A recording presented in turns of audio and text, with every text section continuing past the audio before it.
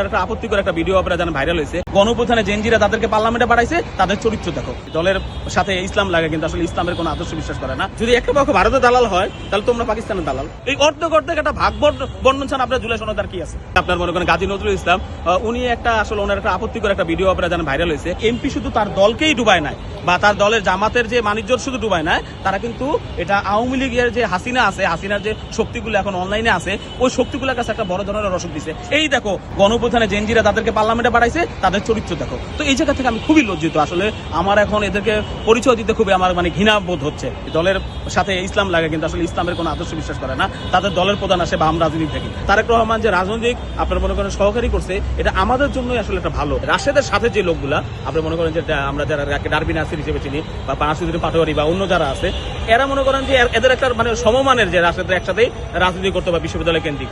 তো তারা আসলে কিছু হইতে পারে না, তারা কিছু হইতে পারে না। রাশেদ কিভাবে হয়ে গেল, টকশো করছে বা এই করে হয়ে গেল। আসলে এই জ্বালা যন্ত্রণা থেকে আসলে চাটাচাটি শব্দগুলো ব্যবহার হয়। আসলে আমি দেখলাম যে একজন বিশেষ সহকারী রাজনীতিক হয়েছে বা পরে পরিবর্তন হতে পারে বা এই জায়গা থেকে, এটা আমি মনে করি একটা বড় ধরনের রাশেদকে কোনো মন্ত্রী বানায় দেয় না।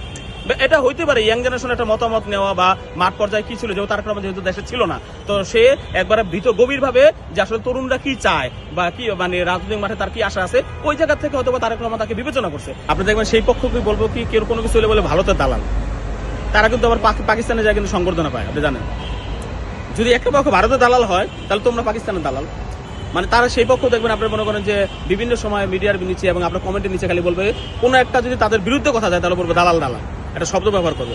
ওই পক্ষটাই আবার বলতেছে যে চাটাচাটি। তো চাটাচাটি করে যদি যারা বলতেছে চাটাচাটি করে রাশেদ খানি হয়েছে, তো তুমি চাটাচাটি করে তোমার দলের কি হয়েছে? তুমি তো একটা দলে চাটাচাটি করছো, কেউ সংরক্ষিত আসলে নারী এমপি হয়েছে।